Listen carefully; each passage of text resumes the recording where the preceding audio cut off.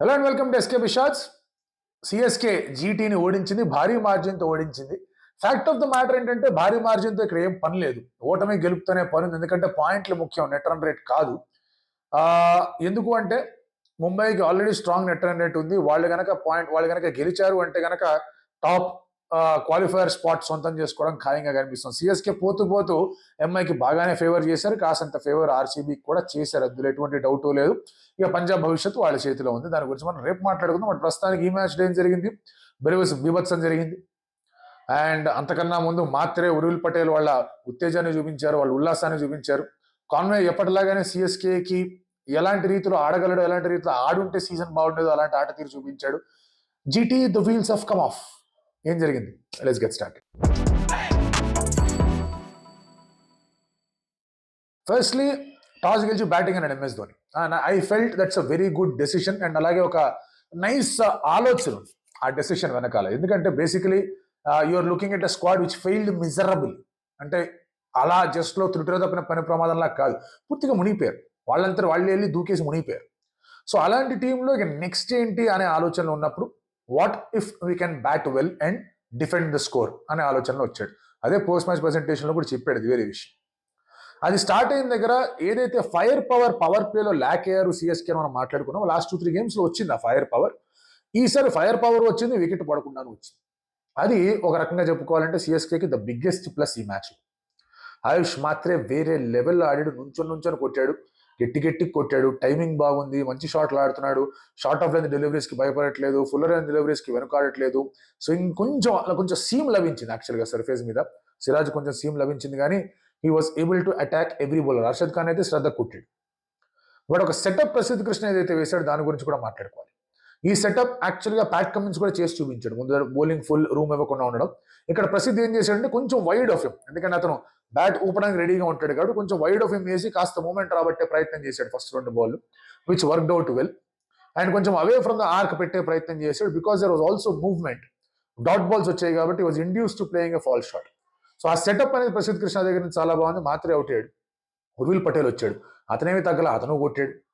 So వాళ్ళ దగ్గర మంచి పార్ట్నర్షిప్ అని వచ్చింది. Eventually Urvil Patel got out. Urvil Patel out అయిన తర్వాత శివం దూబే వచ్చాడు. శివం దూబే యాక్చువల్గా 2 సిక్స్లు కొట్టాడు. ఇన్ఫాక్ట్ మీరు అబ్జర్వ్ చేస్తే Shivam Dube he's had a bad season. But ఏ స్టాండర్డ్స్ లో బ్యాడ్ సీజన్ అది, అతను సెట్ చేసుకున్న స్టాండర్డ్స్ ప్రకారం it was a bad season. Otherwise అతని దగ్గర నుంచి కూడా 360 పరుగులు వచ్చాయి సిఎస్కేకి. అండ్ అతని దగ్గర నుంచి 6లు బాగానే వచ్చాయి. హైయెస్ట్ 6 గెటర్ శివం దూబేనే ఉన్నాడు. సో బేసికలీ శివం దూబే స్థాయి ఎక్స్పెక్టేషన్స్ ఏవైతే ఉన్నాయో అవి మ్యాచ్ అవ్వలేదు. And I think teams also have planned well against him. ఈసారి దొరికింది, కొట్టాడు. Gill was force to get a part time bowler. I think that was a big gamble and he was prepared to take that gamble. ఎందుకంటే శివం దూబే కొన్నిసార్లు Shivam Dube play shots on the length, స్పిన్నా అగేన్స్టా విత్తా కదా, లెంత్తో కొడతాడు. అందుకే సాయి కిషోర్ వేసిన బాల్ వెళ్ళింది, తర్వాత షారుఖ్ వేసిన బాల్ వెళ్ళింది. బట్ షారుఖ్ ఆ తర్వాత ఫుల్లర్ ఎంత డెలివరీ చేసాడు.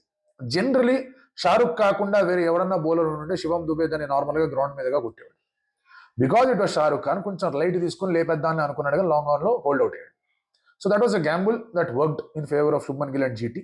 బట్ ఆ తర్వాత డెవాల్డ్ బ్రేవిస్ వచ్చాడు. కాన్వే కూడా బాగా ఆడాడు. కాన్వే దగ్గర నుంచి this is what you expect from Conway. 2021 సీజన్లో, 2023 సీజన్లో వెన్ రుతురాజ్ అండ్ కాన్వే ఆ పార్ట్నర్షిప్ బాగా వర్క్అవుట్ అయినప్పుడు this is what Conway was doing, hold one end up and play well. Unfortunately ఈ సీజన్లో he has had very tough times personally. ఈ season కన్నా ముందు ఈ సీజన్ జరుగుతుండగా. And it is good that he finished of on high score. అంటే when Conway వచ్చాడు వెనక్కి, అంత టఫ్ సిచ్యువేషన్స్ ఉన్నా కూడా he came back after flying to New Zealand. So అతనికి వెల్ డిజర్వ్డ్ హాఫ్ సెంచరీ వచ్చింది. But then Dewald Brevis storm ఏదైతే వచ్చిందో, ఏ బౌలర్ కూడా అసలు డెవాల్డ్ బ్రేవిస్ నుంచి రిస్పైట్ అనేది దక్కల.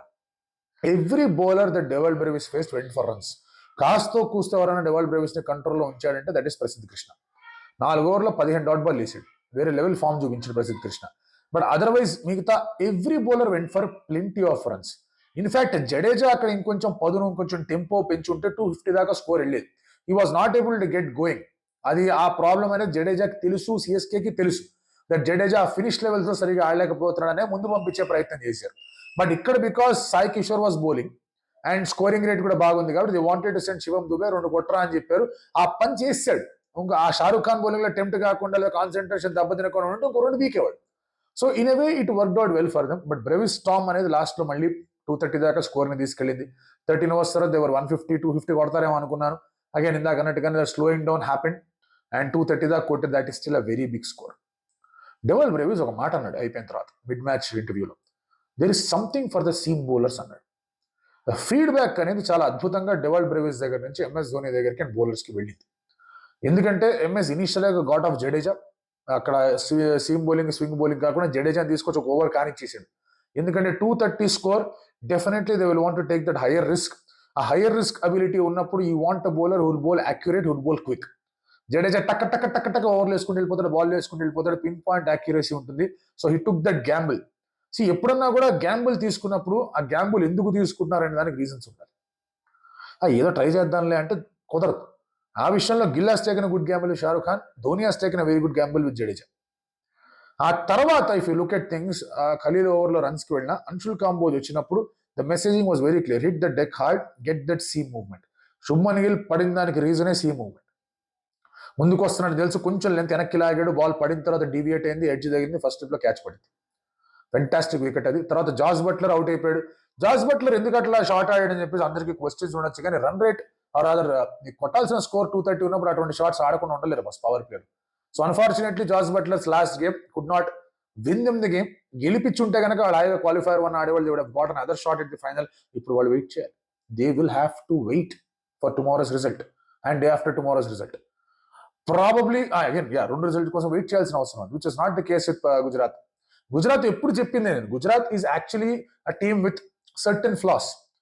గుజరాత్ ఆప్షన్ అయిన తర్వాత చెప్పా, I was very impress with their auctioning, because వాళ్ళ రిటెన్షన్స్ తర్వాత చాలా కన్ఫ్యూజన్ అనేది వాళ్ళ నెత్తి మీద ఉండింది.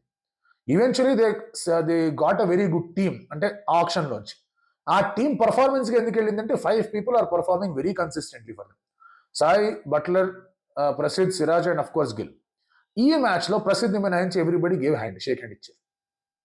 సాయి కాస్త ఆడే ప్రయత్నం చేశాడు, ఈవెన్చువల్లీ హీ గాట్ అవుట్. అంతకుముందే వికెట్లు పడతా వచ్చాయి, వచ్చిన వాళ్ళందరూ కొట్టడానికి ప్రయత్నం చేస్తున్నారు, వికెట్లు పడుతూనే ఉన్నాయి. CSK had the chance to close out GT by 121 runs. 121కే వాళ్ళని ఆల్ అవుట్ చేస్తున్నా లేదా రిస్ట్రిక్ట్ చేస్తుంటుంటే వాళ్ళు 10th పొజిషన్ లో ఫినిష్ చేసేవాళ్ళు కాదు, 9th పొజిషన్కి వచ్చేది.